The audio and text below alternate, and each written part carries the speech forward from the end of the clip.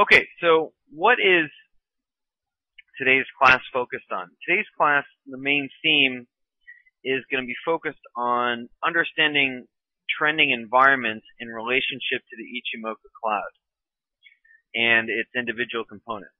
So trending environments, their characteristics within the Ichimoku cloud.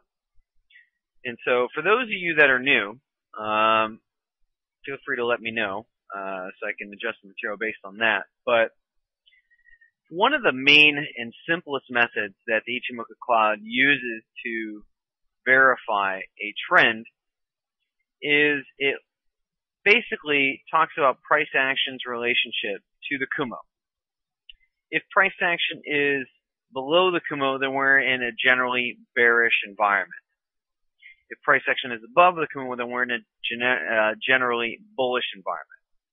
There are other factors that would have an impact on that would further amplify the strength or weakness of that clarification.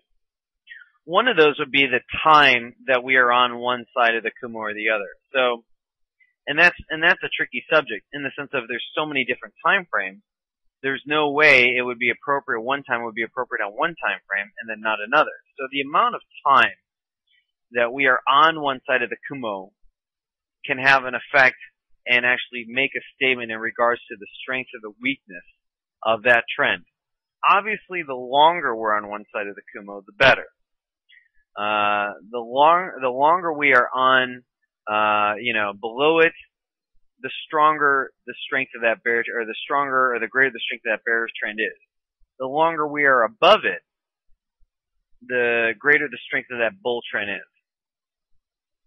Okay, now one interesting thing is we'll actually kind of see that highlighted in here. The euro dollar has been falling for quite a long while, for those who've been following it, from 151 and a quick dash down to 138 and a half. And it's only had mild corrective waves to the upside before it just began another series of selling. You can see it here, selling off, and we have this slightly corrective move. And look what happens. We have a brief foray above the Kumo here. Very short, limited in time. And then we sell back below, and we're below it for a long period of time. And this move right here. Now, if you had to look at these two moves right here, does this move have any similarities and characteristics to this move right here? And if they are, and do have similarities, what would you say those similarities are? You can talk about it in terms of how price reacted to the Kumo, or to the Tenkan or Kiju line, or whatever. But if y'all have been, looking at charts. Many of you have been looking at charts for a while. Some of you may be new, but some of you have been here for a while. I know some of your names, years now. And so with that being said, what would you think that this move has similar characteristics to this move? First of all, there's definitely some characteristics. One, the angle of the move is relatively similar. If I were to draw an angle that would kind of define some sort of trend line here, and duplicate this here, moving on over, the angle is pretty similar. Angle is important when measuring price because it tells you the strength of commitment or lack thereof in buying and selling pressure. So the angle on these are relatively similar, meaning that there's not heavy commitment. It's mostly corrective in nature. The market's not, putting down heavy numbers on it.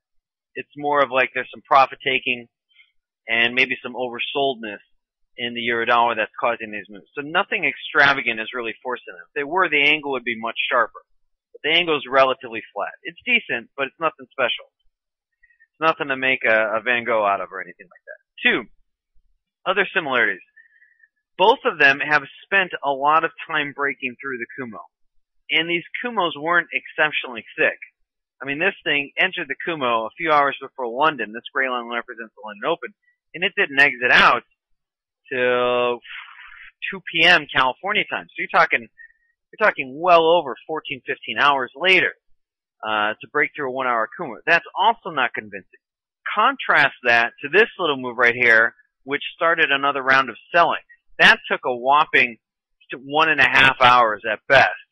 And maybe the Kumo was half as thick. So if we were to double the Kumo, it should have taken maybe 3 or 4 hours. This took well over 15 hours. So there is a similarity in terms of how long both moves are taking to punch through the Kumo, and they're not necessarily punching through with vigor. There's not much force behind it. So that's number 2.